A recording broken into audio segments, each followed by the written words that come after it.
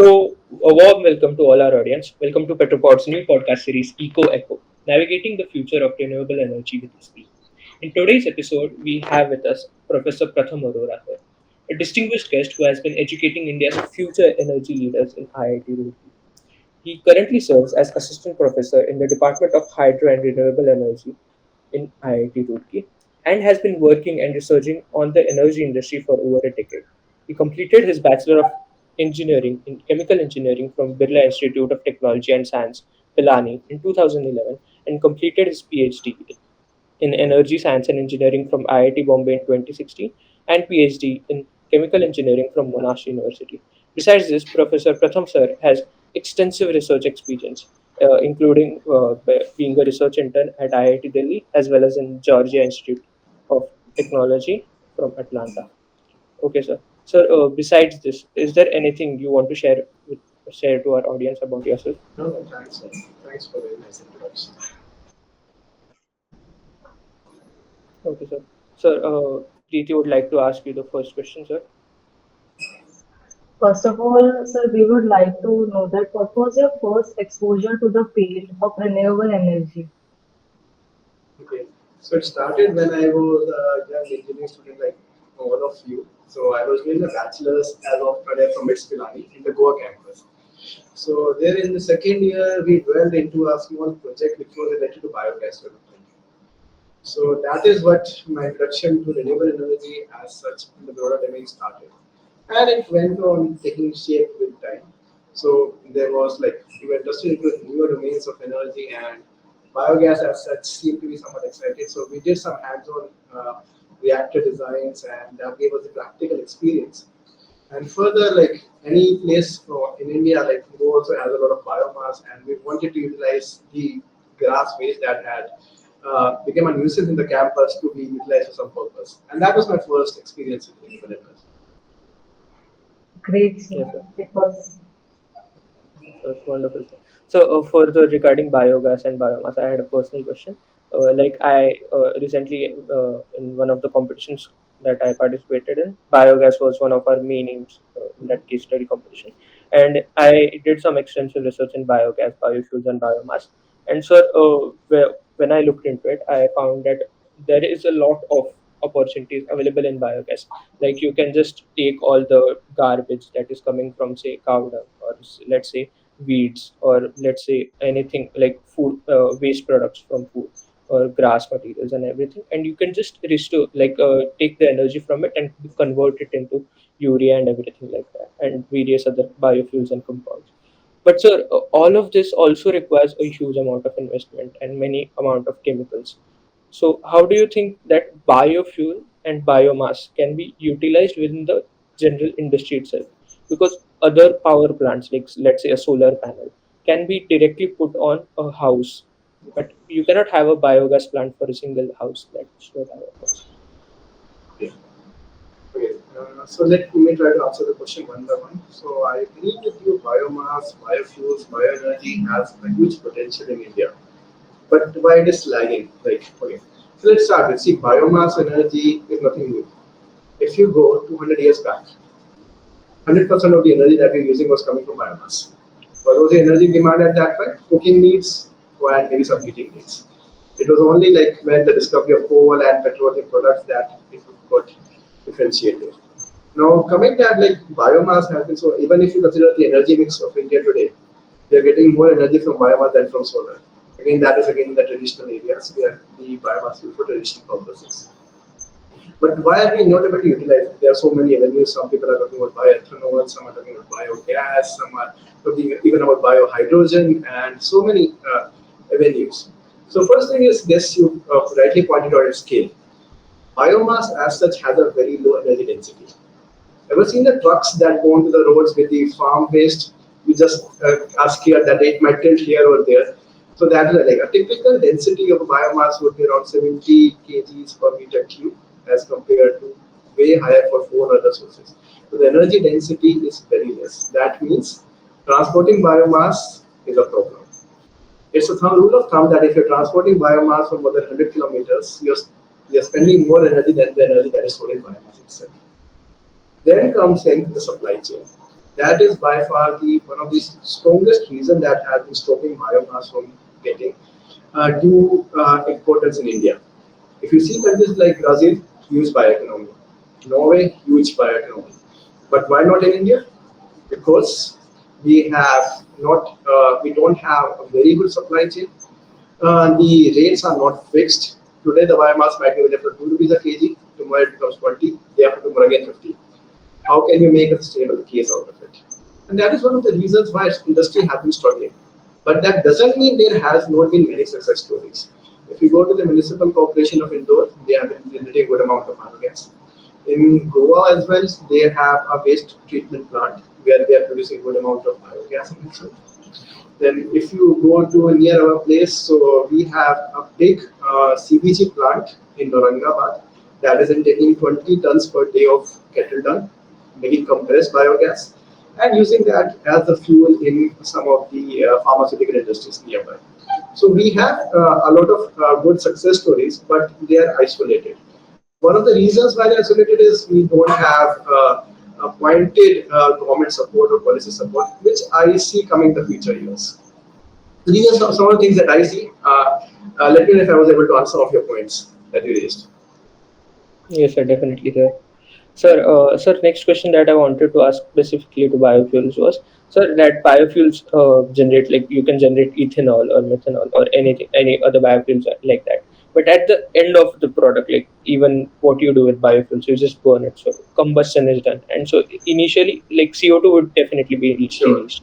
Yes, sir. So what do you think? Is it helpful to create biofuels and go through all of it if you, at the end of the day, you are just releasing more CO2 into the That's a atmosphere? wonderful question. Like that, I normally ask my students as well. If I using bioethanol in my vehicles, I normally would be generating more amount of CO2 than I would generate from normal petrol products. That is a reality. Then why would I need to go for a biomass based fuel? The answer is that the CO2 that I'm emitting would get absorbed by more growth of biomass in a very short amount of time. It might take 1 year, or it might take 10 years. But if I'm using biomass as a source of energy in a cyclic fashion, which means the place where the biomass was harvested in the first place, more biomass grows in its place with time. So in that case, I'm creating a small carbon cycle. So everything is cyclic. That doesn't mean it would not have global warming effect or greenhouse gas effect. It would have, but way lesser than what would be coming out of the emission that are coming from coal because or other fossil fuels because that is something that has been absorbed on the Earth's surface for millions of years. In that perspective, even the fossil fuels are renewable because they have the ability to renew themselves in millions of years. But hardly anyone of would survive that span of time. So it's basically the length of the cycle or the temporal aspects that give validity to the biomass. Further, I would like to point out it's not that if I'm using biomass, it's going to be sustainable at all. There have been many studies that say the biofuels, even I'm considering the cyclic effect of the CO2, have much more emissions. Let me give you an example for that. So this was typically observed in I think in the country of I think either it was in the US or Brazil. So what they were having a huge amount of biofuel or bioethanol being produced through corn. But later it was seen that it has a huge water footprint. What do you do with the water footprint? Like it could be have either like now you would need water from other sources. It could have its own carbon emissions. Further, the biomass, if you want to grow, it's at a good yield. You need good amount of fertilizers. Where are your fertilizers coming from? Fossil fuels. If you're transporting the biofuels from Brazil to some of the European nations, you're going to see marine transportation using some kind of marine crude. Again, emissions. So biomass, if you say you cannot blindly say that it's going to be green, clean, sustainable in nature, you would have to do end-to-end carbon accounting for that. Um, Yes, yeah. Yes, sir. sir, definitely. Now, sir, I would like to ask you that you have observed and contributed to the energy industry for a couple of years. You have seen the rise of renewable industry, the tons of technological advances that has occurred over the year, and how multiple dollar projects succeed or fail. It would have been such a wide ride. How do you think that one can sustain himself or herself in the industry of such a long period? Well, I would say stay connected to the basics. We have worked on projects which have failed, which have used to be shown as a very big potential. I have worked on a project like I was in Georgia Tech for a year or so. They were working with the largest biofuel producers of the world, the largest biofuel production company in the world. That was also funded by some of the Indian major giants, which I would not name at this point of time. But like the project at no, the technology that I was working in never saw the light of the day because it doesn't happen to be sustainable. It doesn't happen to be economical in the long run. So that is something that is going to happen. But staying to the basics or the learning experience, something that you gain. So the learning experience that I got from there, I'm applying to other things as well. That is where my skills have helped me. It's not that the projects are going to sometimes be a success, sometimes be a failure. But the skills and the knowledge that you develop that go along with you. This has been my learning. Okay, sir. Yes, sir. Sir, just as you mentioned Georgia Tech University, I also had one another question. Sir, like you not only had research experience in IIT, you had it in IIT Delhi. Then after that, you also completed your PhD from IIT Bombay. Then you also are currently an assistant professor in IIT Roorkee, and you also went to Monash University. And along with it, you also had research experience from Georgia Tech University. So, sir, you like अगर हमें IIT करना होगा तो हमें एक ही IIT करने के लिए बहुत ये हो जाता है, मुश्किल हो जाता है। आपने 3-3 भी कर ली और फिर उसके बाद फॉरेन यूनिवर्सिटीज़ में भी रिसर्च एक्सपीरियंस किया। तो how was that journey like what was going through all of it? I think it's easier for you guys. So when I gave my JEE, there was just 3,000 seats in the JEE. I could never get into an IIT for my bachelor's. But it was only for the master's degrees or the like other specializations that I like went. And it's not like I was about like behind the IIT brand name. It's because like I was just looking for the projects that made me interested to work in. That is what I have been following. And the brands were somewhat different. So, like in Georgia Tech, I happen to be a part of the Department of Industrial and Systems Engineering. So that particular department has been the world number one for last 20 years. But the domain I was working in was something a very minor domain. So they are into machine learning and all those data analytics, but I was not a part of that. I was working on the sustainability domain. So again, I was not after the department. I was after this theme that what the project has to offer me, and the learning that followed. So of course, like there have been IITs who have been working in great directions, but I would suggest like go for your own calling. Like what are the projects or the avenues that you are interested in, and it will be different for all of us. Now, sir, we would like to know about your experience or in foreign institutes such as Georgia Institute of Technology as compared to top IIT. Like, where do we have our advantages and where do we lag behind? Okay, so especially in IITs, we still are following a closed system. We need to open up to the resources. Like if I compare, like there's a way lot amount of difference between how research is carried out in foreign institutes and way it is carried out in India. So if I see in India, like the faculty are overloaded, they need to do the administrative responsibilities. They need to do teach a couple of courses. Then there are a lot of responsibilities that come in. In our foreign universities, they also give you a good amount of freedom. Of course, like they also have their disadvantage in the term. Like to own that freedom, you have to go through a tenure track, which itself is a painful journey, I would say, or a very time-taking journey. But if you would want the research to carry on, like we would have to come out of the domain of like quantifying everything. Like in India, we have the habit of quantifying everything in terms of number of publications, number of projects, or the amount of projects. We don't really work into like what is the output that I'm getting from the project. Can there be a strong team that could be formed by different people? So in our own lives, we are doing great work, but how many good teams or scientist teams have you seen develop a product in India? There would be not many. Whereas you see that a lot in foreign universities, where people work as a team. They're not after the number of papers, number of projects, or something like that, because that is taken care of the management. So there are a lot of things we need to learn. We are still working, and it's a work in progress, I would say. Okay, sir. Yes, sir. So, like you just mentioned, ML, machine learning, and AI. So, Mhm. you yourself, sir, have some AI certification that I have seen. And, sir, I wanted to ask, like, there is not any single field that has been not been affected by AI till now. So, I wanted to ask you is that how do you think an AI will enhance the upcoming energy industry within India itself? Well, see, I'm of the opinion that AI itself is insufficient unless it is like able to grow in tandem with the natural intelligence. So an AI just in itself might give you meaningless results. We have seen that like be giving you like all kind of funny results sometimes. So it's good like if you want to write a proposal or something like that, it's good. But if you're going in the scientific field, you need a great amount of coupling that is need to be happen with the physics or the chemistry that is behind and with the so-called AI models. And that is something I see like people which are at the top positions in the energy field are working towards. If there could be a nice amalgamation of like the learning that we are having through the scientific models and the AI tools, that is something I see a lot of future in. Further, like if you talk about the applications, they are very huge. Now there are a lot of companies that are working into prediction of solar PV profiles because that makes a lot of difference.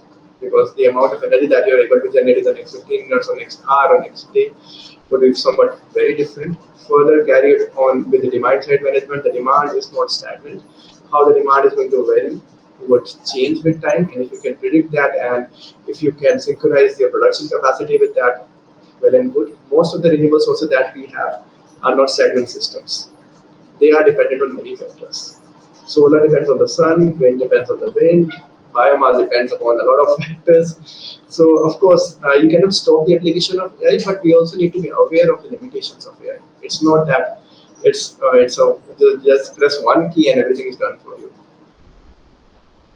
Okay. I hope I'm able to put some light on your question. Yes, sir, definitely, sir.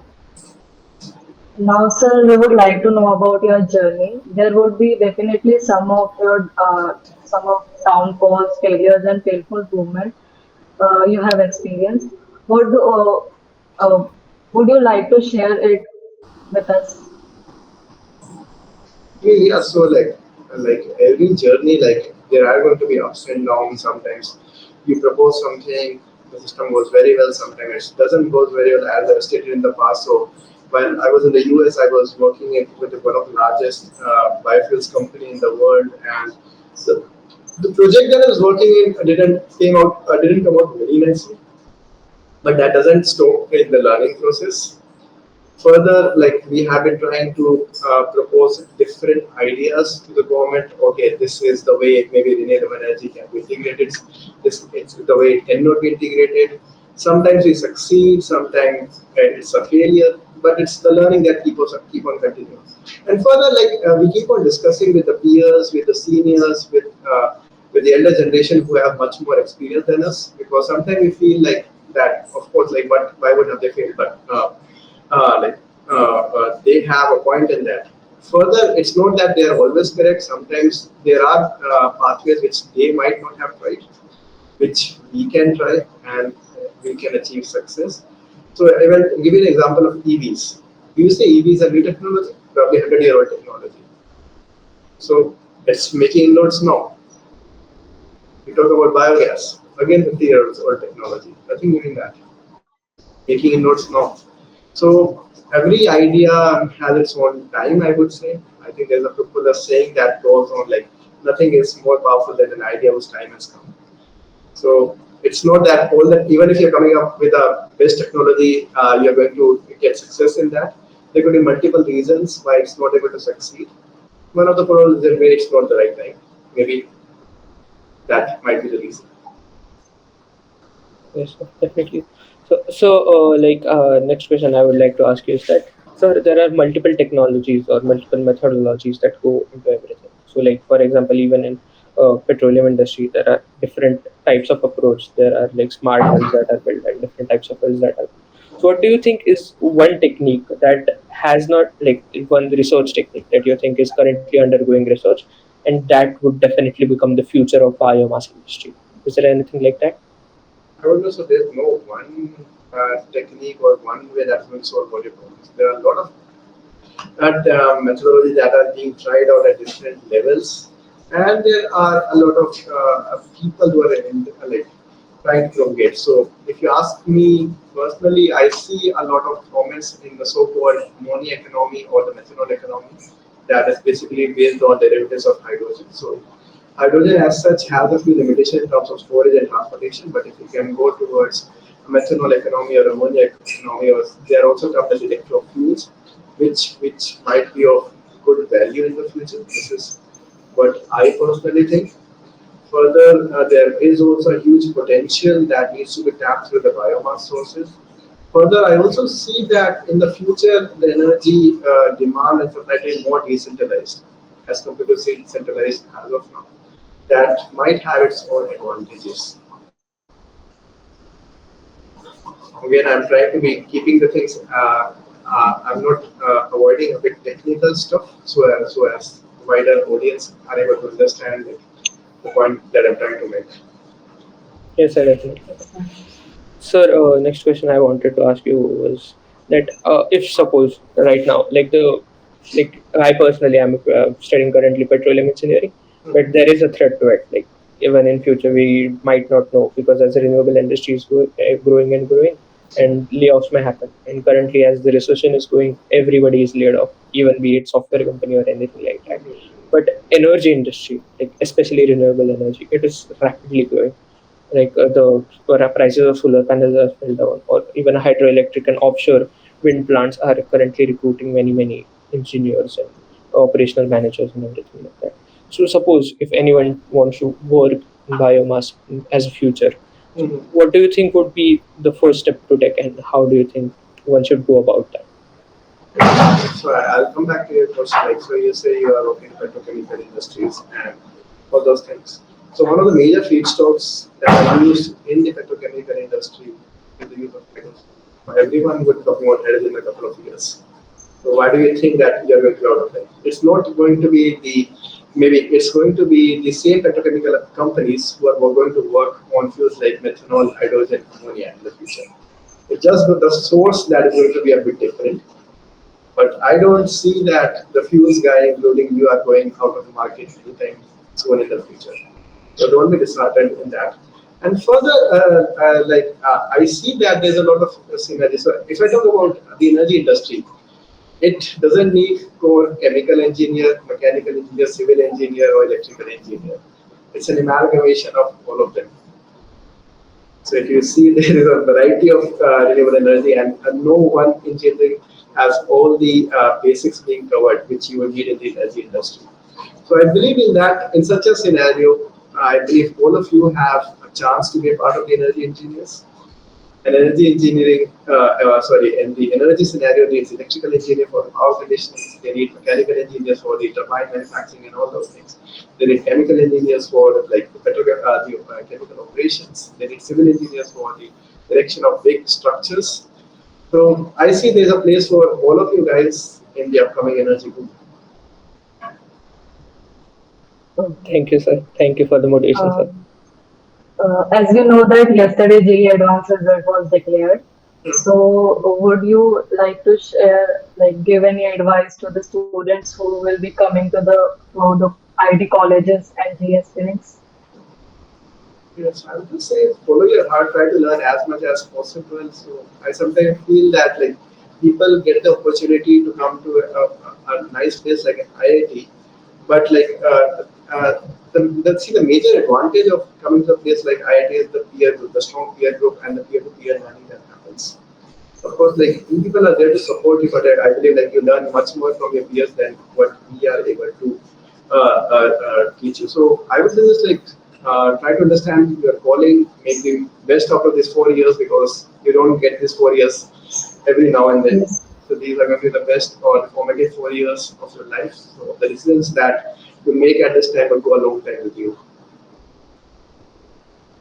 Yes, sir. So, one of, like, Now we would like to ask you some like the technical questions and everything. Formal questions have been done. Now I wanted to ask you personally some questions that would be related to your journey specifically. So would you be comfortable with it, sir? Okay, so the first question I wanted to ask you was there any mentor or let's say a professor or colleague as such that really inspired you to pursue what you are doing today? Yeah, I would say there are many teachers who inspired me at different points in my life. Starting from a bachelor's degree, there were a couple of professors whom I always looked up to. Further, when you do your PhD, there are of course a supervisor, a one-to-one interaction is there, and you learn a lot from them.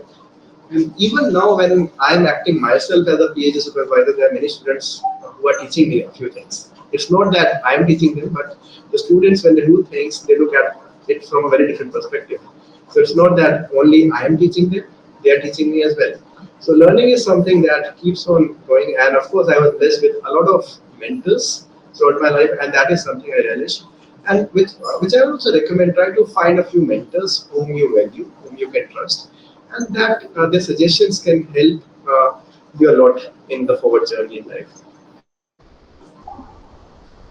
Yes, sir. So, is there like throughout your journey, you would have gone through many multiple of scenarios. Like you were at one time were you're a student yourself, and now you are teaching multiple of students.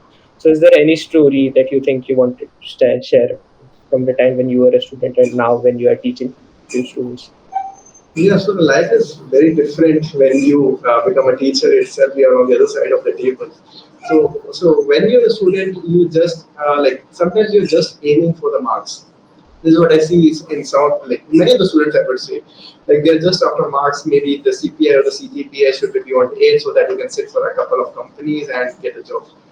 What they miss during this whole process is the learning that happens. And of course, like I believe in while in IIT, not every teacher would be great, but many of the teachers would be great.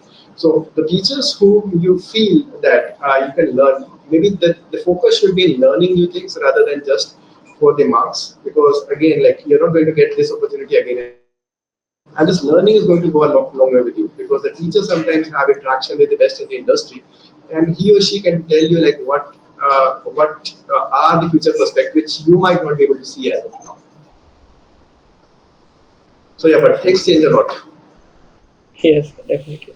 Thank you, sir. Thank you so much, sir, for your invaluable time. We are really grateful for having you with us today. That's Thank it. you, Om, and thank you, Preeti.